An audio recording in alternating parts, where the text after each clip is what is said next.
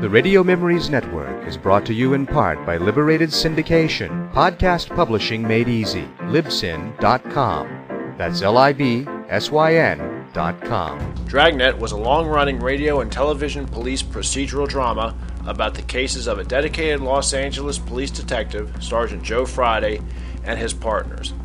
The show takes its name from an actual police term, a dragnet, meaning a system of coordinated measures for apprehending criminals or suspects. Dragnet was perhaps the most famous and influential police procedural drama in American media history. The series gave millions of Americans a feel for the boredom and drudgery, as well as the danger and heroism of real-life police work. Dragnet earned praise for improving the public opinion of police officers. Actor and producer Jack Webb's aims in Dragnet were for realism and unpretentious acting. He achieved both goals, and Dragnet remains a key influence on subsequent police dramas in many media. The show's cultural impact is demonstrated by the fact that even after 5 decades, elements of Dragnet are known to those who've never seen or heard the program. The ominous 4-note introduction to the brass and timpani theme music, titled Danger Ahead, is instantly recognizable, as well as the show's opening narration. Ladies and gentlemen, the story you are about to hear is true. Only the names have been changed to protect the innocent. The original Dragnet, starring Jack Webb as Sergeant Friday, ran on radio from June 3, 1949 to February 26, 1957, and on television from December 16, 1951 to August 23, 1959, and from January 12, 1967 to April 16, 1970. All of these versions ran on NBC. There were 2 Dragnet feature films, a straight adaptation starring Webb in 1954, and a comedy spoof in 1987. There were also television revivals without Webb in 1989 and 2003. Dragnet debuted inauspiciously. The first several months were bumpy as Webb and company worked out the program's format and eventually became comfortable with their characters. Friday was originally portrayed as more brash and forceful than his later usually relaxed demeanor. Gradually, Friday's deadpan, fast-talking persona emerged, described by John Dunning as a cop's cop, tough but not hard, conservative but caring. Friday's first partner was Sergeant Ben Romero, portrayed by Barton Yarborough, a longtime radio actor. When Dragnet hit its stride, it became one of radio's top-rated shows. Webb insisted on realism in every aspect of the show. The dialogue was clipped, understated, and sparse, influenced by the hard-boiled school of crime fiction. Scripts were fast-moving but didn't seem rushed. Every aspect of police work was chronicled, step by step. From patrols and paperwork to crime scene investigation, lab work, and questioning witnesses or suspects. Webb was a stickler for accurate details, and Dragnet used many authentic touches such as LAPD's actual radio call sign, KMA 367, and the names of many real department officials such as Ray Pinker and Lee Jones of the Crime Lab, or Chief of Detectives Thad Brown. 2 announcers were used. Episodes began with announcer George Fenneman intoning the series opening, "The story you are about to hear is true. Only the names have been changed to protect the innocent," and Hal Gibney describing the basic premise of the episode. Big Saint, from April 26, 1951, for example, begins with, "You're a detective sergeant. You're assigned to auto theft detail. A well-organized ring of car thieves begins operations in your city. It's one of the most puzzling cases you've ever encountered. Your job, break it." The story usually began with footsteps and a door closing, followed by Joe Friday intoning something like, "Tuesday, February 12th. It was cold in Los Angeles. We were working the day watch out of Robbery Division. My partner's Ben Romero. The boss is Ed Backstrom, Chief of Detectives. My name's Friday." Friday offered voiceover narration throughout the episodes, noting the time, date, and place of every scene as he and his partners went through their day investigating the crime. The events related in a given episode might occur in a few hours or might span a few months. At least one episode unfolded in real time, in City Hall bombing, from July 21, 1949. Friday and Romero had less than 30 minutes to stop a man who was threatening to destroy the City Hall with a bomb. At the end of the episode, announcer Hal Gibney would relate the fate of the suspect. They were usually convicted of a crime and sent to the state penitentiary or a state mental hospital.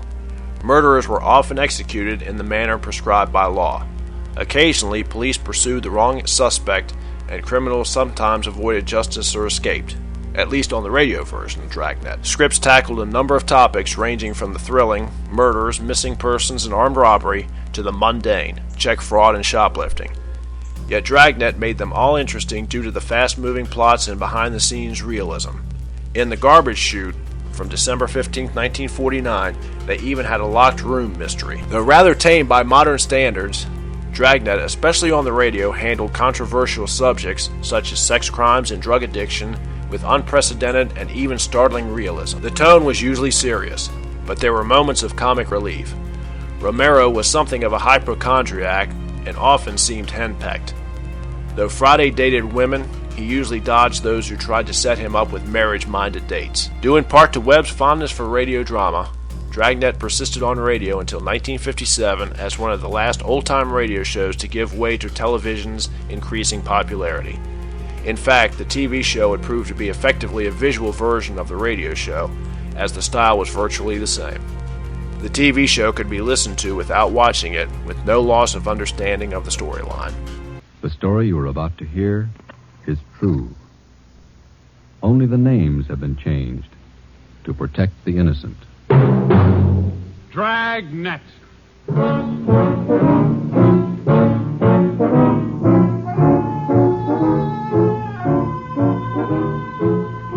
Dragnet, the documented drama of an actual crime, investigated and solved by the men who unrelentingly stand watch on the security of your home, your family, and your life. For the next 30 minutes, in cooperation with the Los Angeles Police Department, you will travel step by step on the side of the law through an actual case from official police files. From beginning to end, from crime to punishment. This is the story of your police force in action. Dragnet.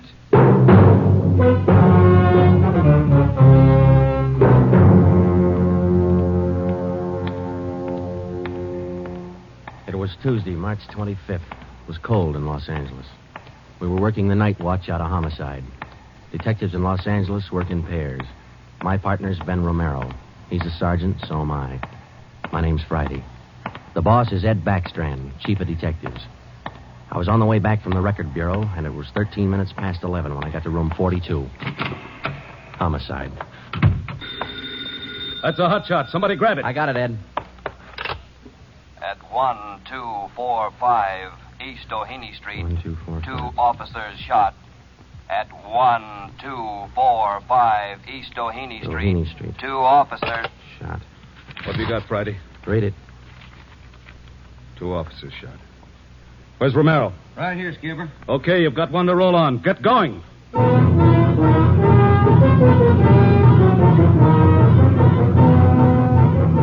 Both Ben and I knew where we were heading. We'd recognized the address. It was the Trapdoor Cafe, a joint in the south end of town that did business with a pretty rough crowd. 13 minutes later, we pulled up in front. 2 patrolmen had the crowd pretty well pushed back. There was a cruiser car in front of the cafe. The car door was open, and an officer was sprawled across the seat. He was conscious but weak, and one of his pant legs was pretty red. Hello, Sarge. Hi, how you doing? I've done better. Yeah, well, what happened? Williams and I were cruising. We've been keeping an eye on this cafe lately. Tonight we decided to take a look. And just as we went in, 2 guys left in a hurry, the back door. We followed them out into the alley. It was dark out there, and I called to them. I said, "Hey, fellas, just a minute, I want to talk to you." They stopped? I'll say. One of them whirled. He had a gun in his left hand. He shot both of us. Left hand, huh? Williams went down and out. I went down, but I took a shot at them. No effect. And I started crawling out here to the car so I could call in. You started crawling? Yeah. Wait a minute, Emerson. Weren't there any people around by that time? Yeah, quite a few ran out after the shots. You mean nobody would help you to the car? That's right. Did you get a good look at either of the gunmen? Well, one of them was tall. I think he was a redhead. There was something funny about his nose. That's all I saw. It's too dark out there. Williams was closer. I think he got a good look. Joe, the other officer, Williams. He's in pretty bad shape. Is he breathing? He's still alive, Emerson. I don't know how much time he's got. Ambulance? On the way. Okay, let's round up all the men who are in the cafe. We're taking them in.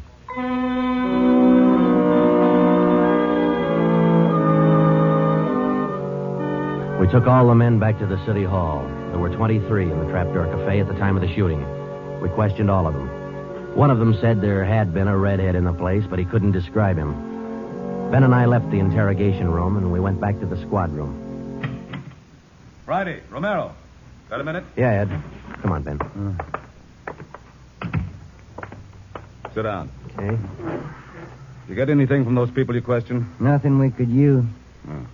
How's Williams? Pretty bad. When do they operate? As soon as he comes out of shock.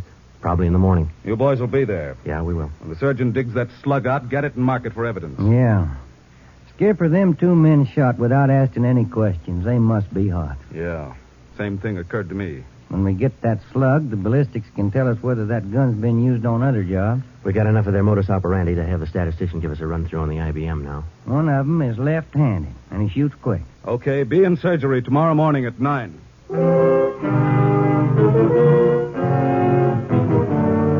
Neither Ben or I said much on the way home, but we were both thinking the same thing. I knew the chief was thinking it, too. Here were 2 men who'd shot a couple of police officers without asking any questions. Now, I suppose you've heard a lot of stories about what the force thinks of cop killers. Sure, we don't like to lose our friends and partners any better than anybody else would. Why not figure it this way? If these 2 guys would gun a couple of armed police officers, do you think they'd hesitate to shoot you, the unarmed citizen?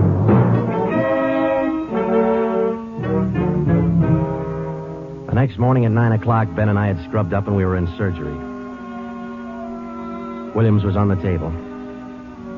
The surgeon started in. A lot of minutes later, he got the slug. As for Williams, they took out 7 feet of his intestine and said he might pull through.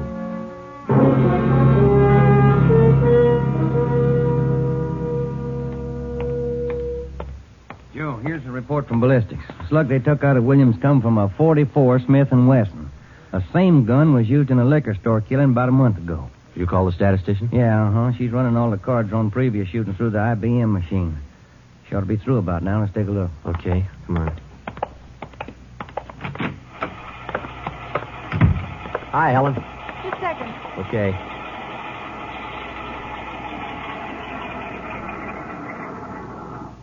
Well, that's it for it. These cards will give you all the shootings pulled by 2 men on foot who shot quick, one of them left-handed. Right. They're all yours. You sure can tell a lot from just a bunch of little holes in these cards, can't you? I can't, but this IBM machine can. It never ceases to amaze me. Okay, shall we check the cards, huh? Yeah, sure.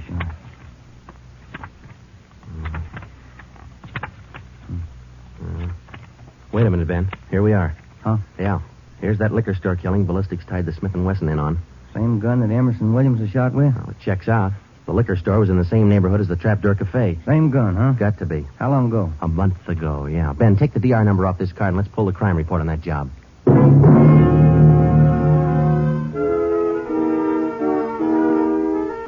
We pulled the crime report out of the files. It said that there was only one witness to that liquor store killing a month ago. That witness was a woman. Miss Forbes, I'm sorry to disturb you like this, but we'd like to ask some questions about that liquor store killing you witness a little over a month ago. Well, I told the police everything I knew about it then. Yeah, we know, but maybe you wouldn't mind telling us again, huh? Oh. No, I guess not. I've been trying to forget it, to tell the truth. It was pretty terrible, and I really didn't see so very much because I was awful scared. I understand. But try to describe again just what happened, will you? Well, it was about 10 o'clock at night. I was walking down the street toward home when I realized I was all out of cigarettes. Well, I was right in front of the liquor store then, so I went in. The clerk was behind the counter, and there were 2 men standing there arguing. What's the idea of changing your mind? I thought we was going to get bourbon. No, let's get the wine. I want bourbon. Costs too much. Wine's good enough. The rest of them want bourbon, too. We better talk to them. Well, okay.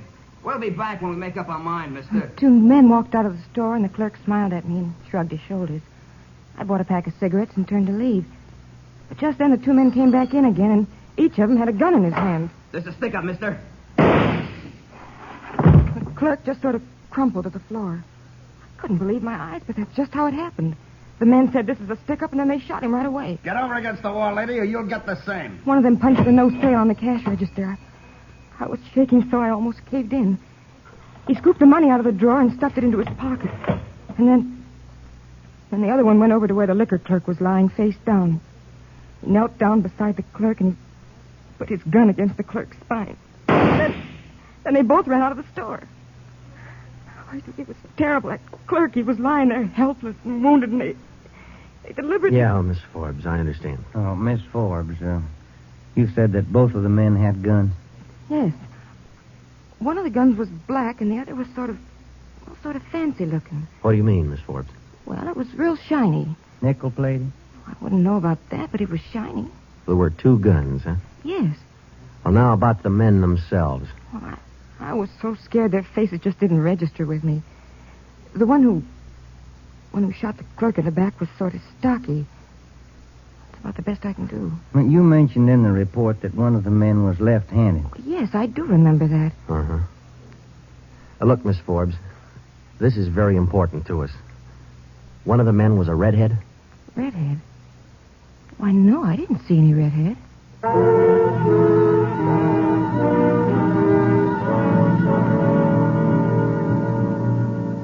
Skipper, me and Joe's run right smack into a stone wall on this thing. What's the complication? Well, there's more than one, Ed.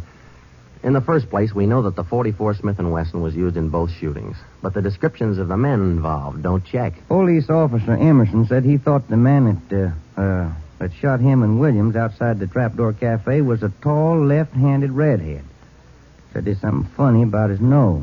You think Williams got a better look at him? Well, he probably did, but Williams isn't strong enough to talk yet. And a girl that witnessed the liquor store killing a month ago said that one of those men was left-handed. But she said neither of them was a redhead. And on top of all that, now we've got 2 guns to worry about. The girl mentioned 2 guns, so we checked the autopsy report on that liquor clerk. And, Ed, the bullet that actually killed him came from a .32-20, not a .44 Smith & Wesson. That fact didn't get any publicity at the time, did it? No, it didn't. Okay. We won't give it any publicity now either. We'll allow down it's just the .44 Smith & Wesson we're after. Because if whoever owns the .32-20 finds out it's hot, we'll never get it. Anything else? Well, we sent teletypes to all outlying stations in neighboring cities. Told them if they get any red-headed suspects, no matter what charge they got them on, to hold them for questioning. Yeah. Now, how about this .32-20, the actual murder weapon? Any leads on it? We've got one, Ed. We've been checking the records, and we discovered that 4 hours after the liquor store killing, a taxi driver in the neighborhood was shot and robbed. Slug was pretty well mashed, but there was enough to tell it was from a .32-20. So we're going over to question the taxi driver now. Good. Well, I think you boys are on the right trail. So far, what we've got is mostly unrelated facts, but sooner or later, those facts have all got to tie in at some point along the line. Find that point. Yeah,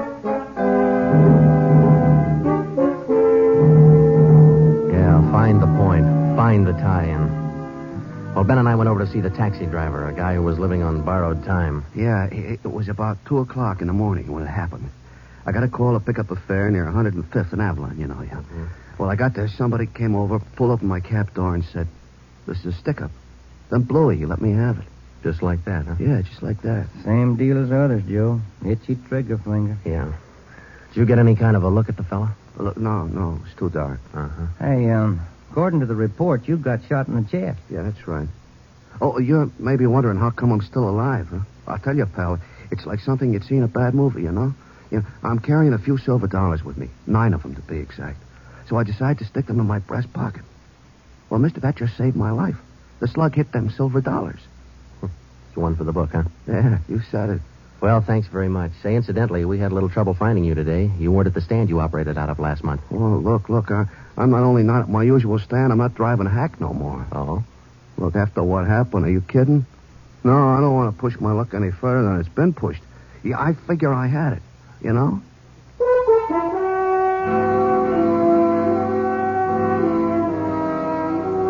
And about that time, Ben and I were beginning to figure we'd had it. We were getting nowhere fast. We had a few informants nosing around, but so far they hadn't come up with any leads. Well, Ben and I followed up all the teletypes that poured in. We just got back from Santa Ana, where we'd been questioning a red-headed suspect, and we'd flopped in the squad room when Chief Backstrand's door opened. Friday. Romero. Got a minute? Yes, Skipper. Any luck with the Santa Ana redheads? No, none at all. I guess you haven't heard the latest. We just now got back in town, Skipper. Early this morning, another cab driver got shot. What? Yeah. Man came up to his taxi, opened the door, said, "This is a stick-up," and shot him. Well, it went through one leg and into the other, but the driver managed to start his cab and drove over to a cafe. He called in from there. Boys recovered the slug? Yeah. It came from the same .44 Smith & Wesson that was used in the other 2 jobs. The cab driver get a look at the gunman? Yeah, briefly. Was it the redhead? No. Oh, the stocky guy. He wasn't redheaded and he wasn't stocky. That's all the driver knows. Well, that's great. Skipper, this is beginning to sound like a Gun of the Month club. You reckon somebody's renting them guns out? Well, they're passing the guns around all right, but I think they're working together. The way they operate indicates that. Yeah, the trigger-happy routine. Killing is apparently more than a business to them. It's pleasure, too. That's why we've got to get to them fast. Come over here. All right. Come on, Ben. Here. Take a look at this map. Uh-huh. There's the Trapdoor Cafe, and over here's the liquor store. And down here is where the first cab driver got shot. Mm-hmm. Right here's where the second one got it. All of the shootings have taken place within an area of 10 square blocks. Okay. Tonight we're going to throw a blockade around that whole area. Good. It'll go into effect at 10 p.m. At 9:45 p.m., cars and officers started drifting into the area by twos and threes. And at 10, when Backstrand, Ben, and I arrived, the whole area was sewed up tighter than a tick. It's now code 3. Pacific Ambulance Davis? 1. Catch. All set? All set. We got a primary line and a secondary line. If anyone tries to make a break, we'll pick him up in the secondary. Okay. Friday and Romero here will cruise around the area with me. Go to work, men. Every car in the area was shaken down. The same process was also followed on all persons on foot. The blockade went on all night. By the end of that time, we'd brought in 217 suspects. 26 of them were redheads. What's your name?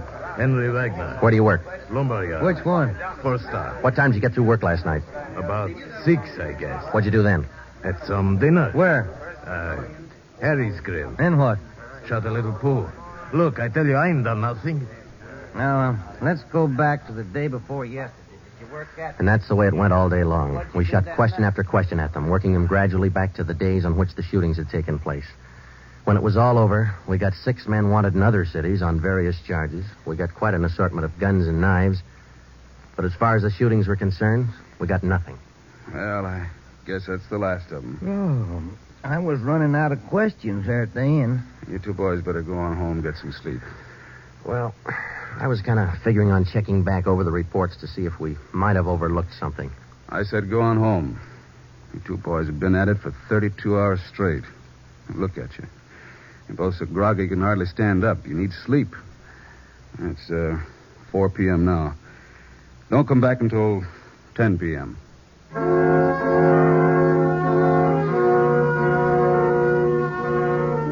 When I walked into the squad room at 10, Ben was already there. An informant had just phoned in a new lead. He told Ben he'd heard about a gang that had been hanging out down around the DeVere bungalow court in the south end of town. We knew that the DeVere was close to the Trapdoor Cafe, so we went over to talk to the manager. Joe, I've been meaning to ask you. You checked on how Williams is getting along? Yeah, I did. I called the hospital this afternoon. It's going to be all right. Oh, that's fine. Well, here we are. Yeah, manager's office. Still got a light on. Yeah? I'm Sergeant Friday, police. This is Sergeant Romero. Yeah? We'd like a little information. Why, sure. Come in. Thank you. What can I do for you? Well, did you hear anything about a gang that hangs out down around here anywhere? Gang? Why, no. How about your tenants here? Any of them ever been in trouble, to your knowledge? No. This ain't exactly the best neighborhood in town, but we try to keep things under control. Once in a while, one of them will get out of line, but when that happens, we heave them out of here. You heaved anybody out lately? Yeah, I did. Fellow and his wife a few weeks ago. They had a fight in one of the bungalows. She took a shot at him, but she missed. Party by the name of Stuba, Carl Stuba. What did this Stuba look like? Oh, sort of tall, skinny. Was he a redhead? No. Now, we'd like to take a look at that bungalow that he lived in. Sure. Help yourselves. Down the end there, number 5. Still vacant.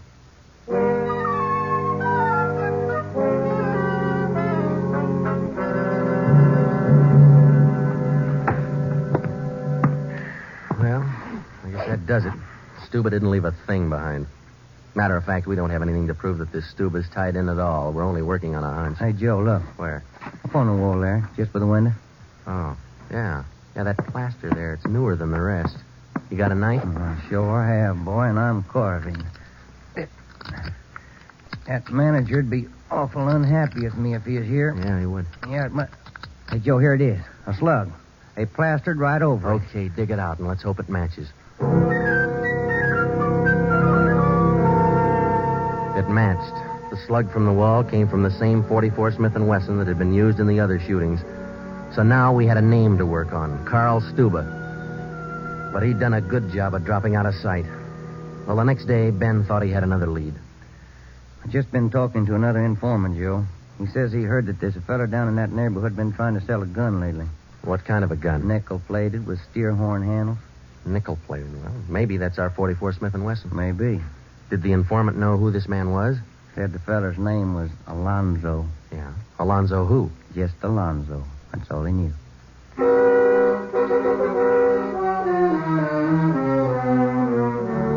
So now we had two names, Stuba and Alonzo, but no men to go with them.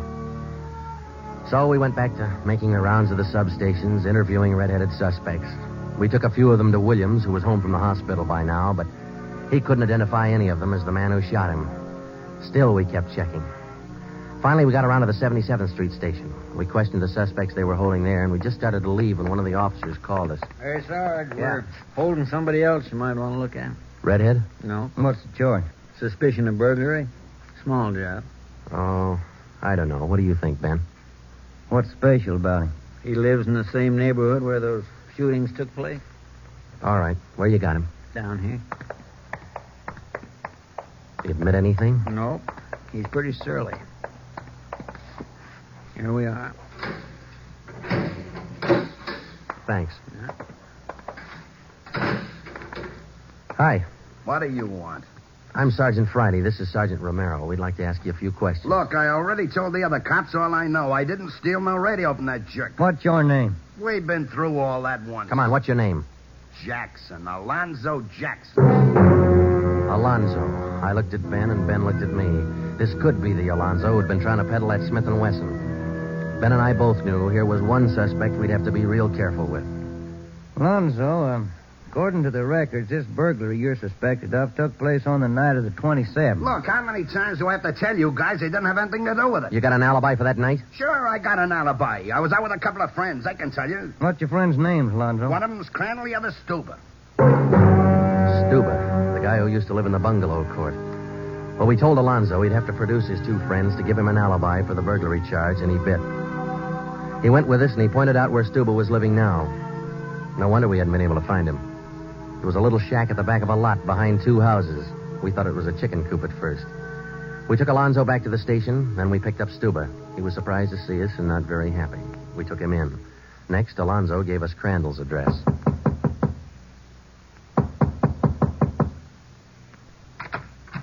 Yeah? Mr. Crandall in? No. Will he be back soon? I don't know. Who are you? Sergeant Friday, Sergeant Romero, police. What do you want with him? Oh, nothing important, lady. We just wanted him as a witness. Oh. Well, I don't know just when he'll be back. Probably an hour or two. Okay, thanks.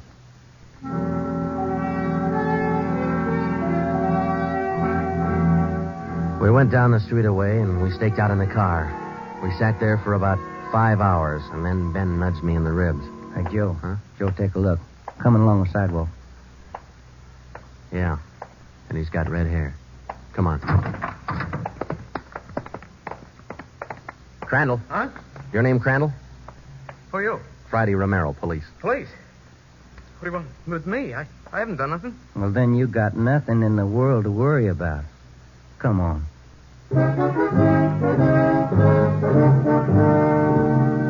We questioned Crandall for an hour, but he wouldn't give an inch.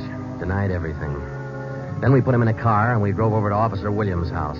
I left Ben in the living room with Crandall while I went in Williams' bedroom. Hello, Sarge. Hi, Williams. How you doing? Yeah, a little better, I think. That's fine. Look, we've got another redhead outside. Bring him in. Okay. All right, Crandall, come on in here. Who's in there? Why'd you bring me over here? Come on in here.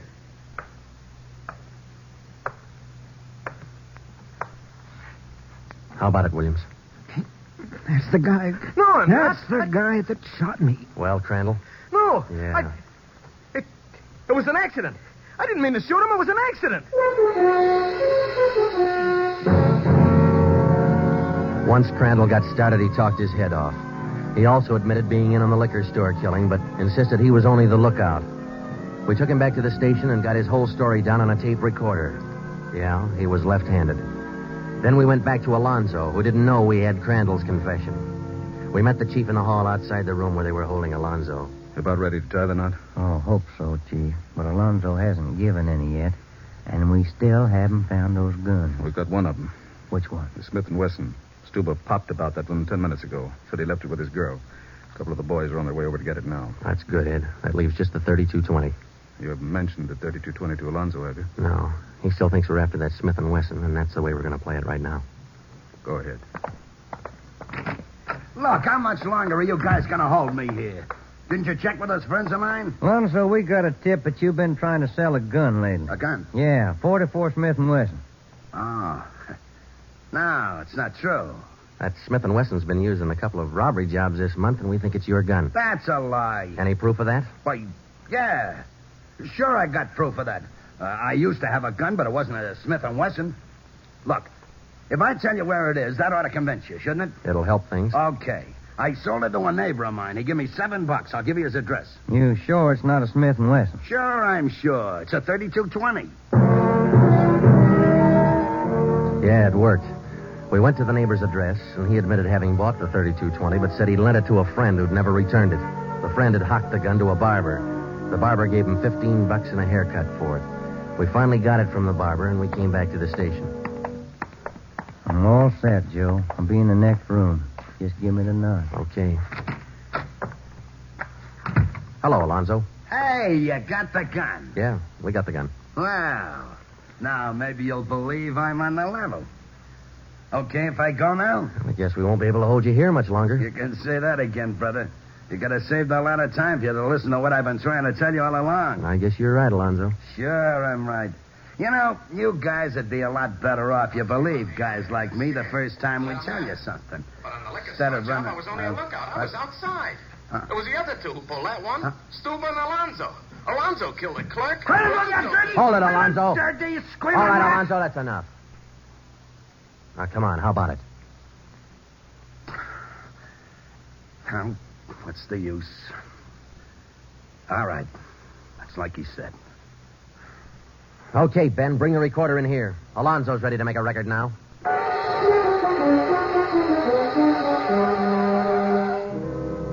By playing back Crandall's statement that we'd recorded earlier, we got a full confession from Alonzo.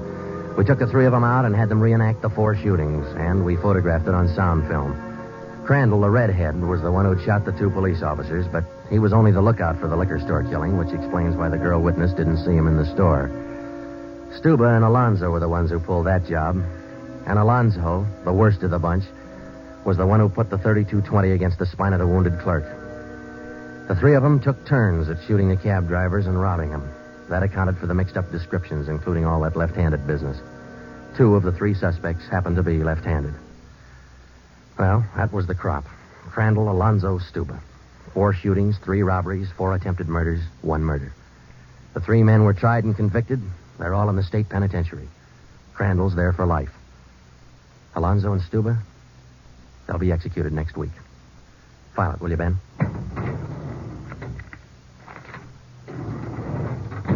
Case closed. Dragnet.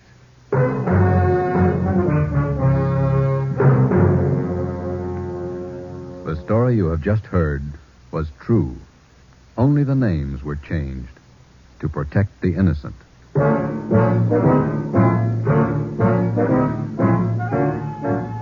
You have just heard the second in a new series of authentic cases from official files. Technical advice for Dragnet comes from the office of C.B. Horrell, Chief of Police, Los Angeles Police Department. Tonight's program is dedicated to Radio Officer Delmer E. Cook of the Los Angeles Police Department, who, on the afternoon of December 6, 1948, gave his life so that yours might be more secure. Dragnet came to you from Los Angeles. This is NBC, the national broadcasting company.